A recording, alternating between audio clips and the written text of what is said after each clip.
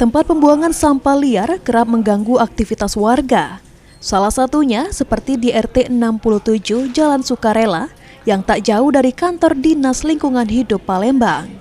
Meskipun setiap hari tumpukan diangkut oleh petugas Dinas Lingkungan Hidup, sampah terus saja menumpuk akibat banyak warga luar yang membawa sampah ke tempat tersebut. Salah satu warga, Erwin, mengatakan keberadaan TPS liar sangat mengganggu, terutama pada saat sampah yang menumpuk di bahu jalan menyebabkan kemacetan, ditambah dengan aroma tidak sedap yang keluar.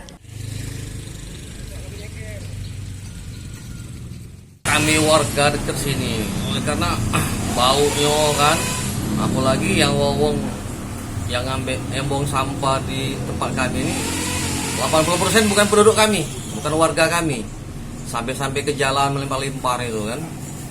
Jadi kami tuh setengahnya keberatan lah kalau tempat sampah di sini. Jadi mohon dinas terkait apa pemerintah yang setempat kalau bisa sedia ke tempat sampah yang layak. Jangan di situ, kalau bisa dipindah ke. Meskipun banner himbauan larangan membawa sampah terpasang di lokasi, namun tetap saja masyarakat membuang sampah di lokasi tersebut. Muhammad Aidil, PAL TV.